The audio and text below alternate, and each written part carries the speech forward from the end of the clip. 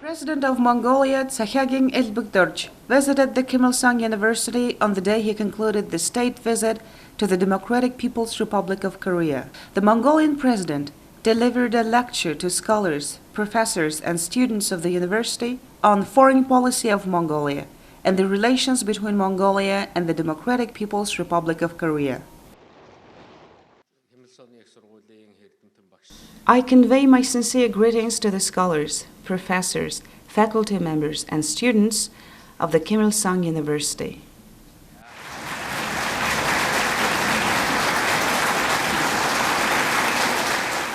I am delighted to have this historic opportunity to visit the Kim Il-sung University and speak about Mongolia's foreign policy and the relations between Mongolia and the Democratic People's Republic of Korea.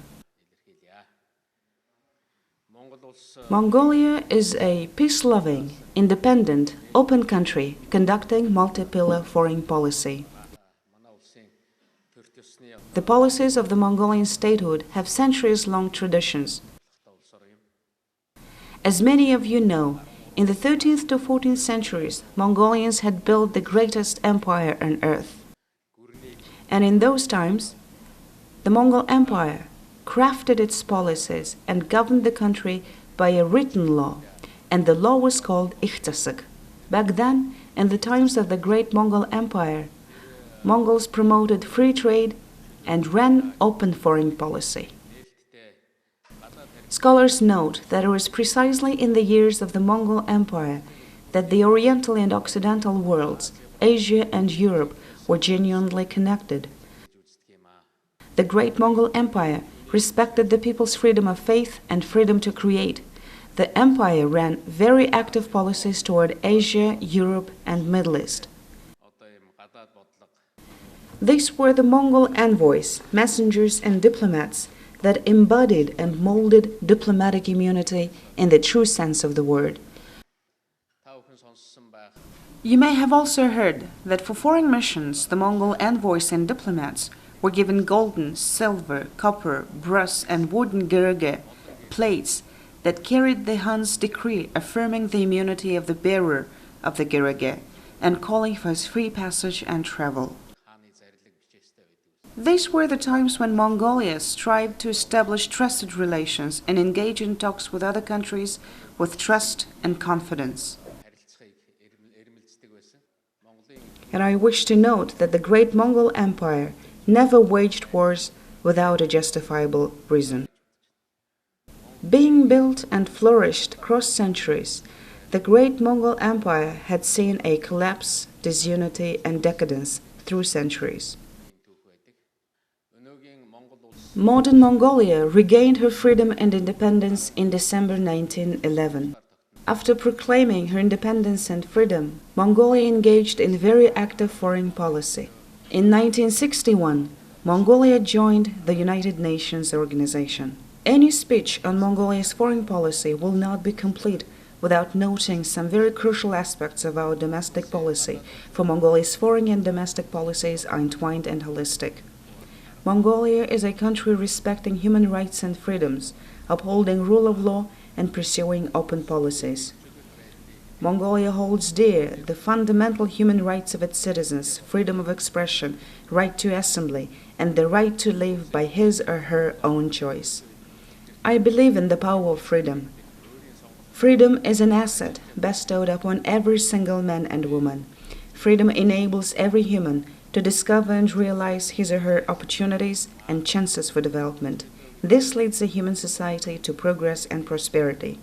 Free people look for solutions in themselves, and those without freedom search for the sources of their miseries from outside. Mongols say, better to live by your own choice, however bitter it is, than to live by others' choice, however sweet. No tyranny lasts forever. It is the desire of the people to live free that is the eternal power. In 1990, Mongolia made a dual political and economic transition concurrently, without shattering a single window and shedding a single drop of blood. Let me draw just one example. Over 20 years ago, the sheer share of the private sector in Mongolia's GDP production was less than 10%, whereas today It accounts for over 80%. So a free society is a path to go, a way to live, rather than a goal to accomplish for Mongolia. Strengthening a free society and transitioning to it is not easy. It is a daily task, a grueling mundane routine to clean our free society from ills and dirts, just like parents change the diapers of their babies every morning. These days, Mongolia is paying a concerted attention to judicial reform. Corruption is a mortal enemy on our way to development. Mongolia strives to implement a policy of zero tolerance to corruption. We do not hide our shadow. Our mistakes and our lessons are open. Freedom is a system where one can make a mistake and also learn from the mistake. The path a free and open society walks on is a learning process itself. I'm a learning man as well. I was born to a herder's family. I'm the youngest of a couple with 8 sons, and I'm very happy for the chance given by the free choice of my people to serve the common interests of the people of Mongolia. I have nothing to teach, nothing to preach. Yet we have always been happy to share the lessons we learned from our mistakes and experiences. Today, Mongolia faces many challenges and uneasy decisions. The principle we uphold in tackling those difficulties is being more open, more transparent, and with greater citizens' participation. Mongolia cherishes one's right to life, holding it for the supreme value. Since June 2009, Mongolia has fully stopped capital punishment, and we stand for full abolishment of capital punishment. 21 years ago, Mongolia declared herself a nuclear weapon-free zone.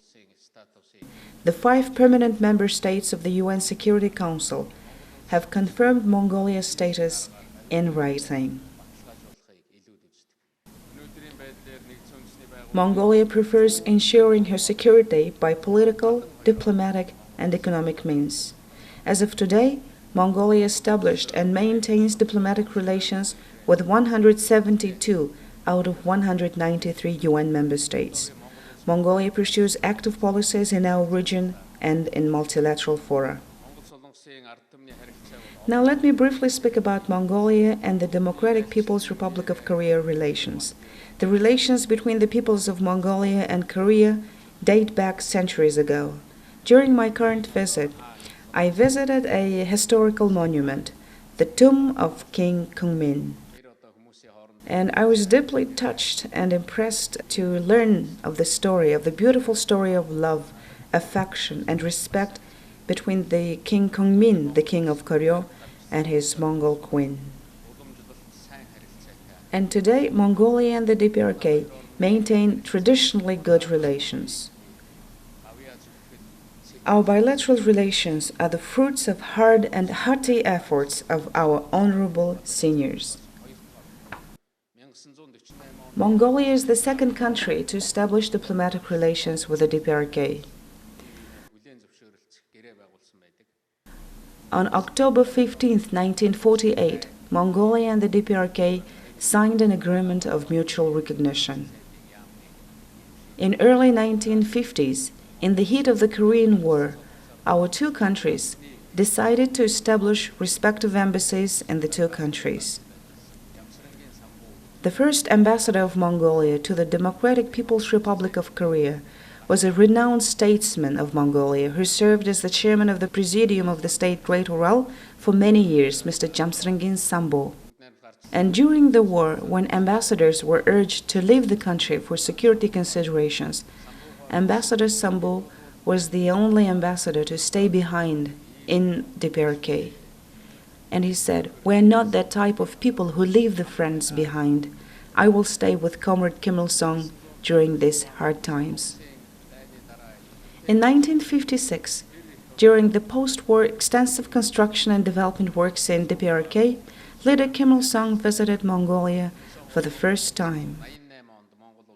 For the second time, he visited Mongolia in 1988, and this year marks the 25th anniversary of that visit. It is our duty to further enrich our relations, the foundation to which was laid down by our respectable and glorious seniors. Our two countries are good friends who did not forsake each other in the times of need and desperation. We are the people who even raised our orphan children together, who stood by each other with hands extended for help and souls offered for solace. And I do believe that Mongolia and the DPRK will enrich our relations with new stories of shared success and happiness. In recent years, we have started seeing active reciprocation of high-level visits between our two countries. We have in place the Mongolia-DPRK Intergovernmental Consultative Commission, which has reinvigorated its activities and is tackling many issues on our bilateral relations. Also, we see that our public organizations, citizens, businesses have started actively engaging with each other. On this visit of mine, there are many Mongolian businessmen wishing to do business with the DPRK. We also have with us Mongolian children, our junior soccer players. I do believe that the economic relations between our two countries are consistent with the goal of leader Kim Jong-un to establish a state with a powerful economy. Mongolia has been striving to actively participate in strengthening security in Northeast Asia. Mongolia has proposed an initiative, Ulaanbaatar Dialogue on Northeast Asia Security. This initiative aims at strengthening confidence and resolving issues through peaceful and diplomatic means in our region. I wish to reiterate my sincere gratitude to the people and the leaders of the Democratic People's Republic of Korea for the warm hospitality accorded to me and my delegation on this visit.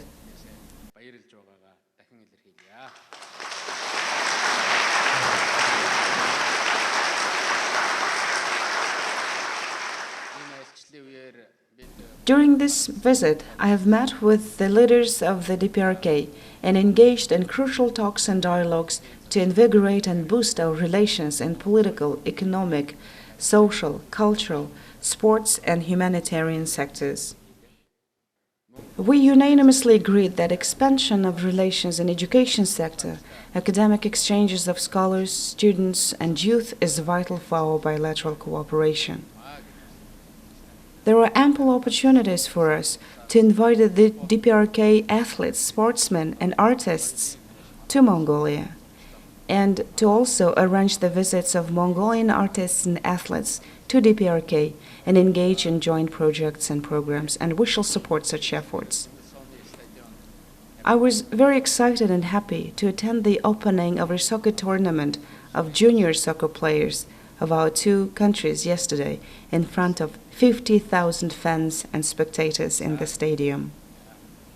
I'm equally excited and rejoiced to have this opportunity to visit the Kim Il-sung University, speaking in front of you about Mongolia and the relations between our two countries. I know well that for any country, the intellectual repository of the nation, universities, their scholars and professors, students and youth, play an enormously important role in shaping and defining the fate, the life of the entire nation. I will always remember with delight and warmth this meeting of mine with you today, the Korean youth, the future of your country. I do believe in the vigor of mind, creativity, and energy of the youth. The leader of the Democratic People's Republic of Korea, Kim Jong-un, is also a young man. I do believe that you have all what it takes to lead the Korean people to a happy and prosperous future. And with this, I sincerely wish success in all your future endeavors.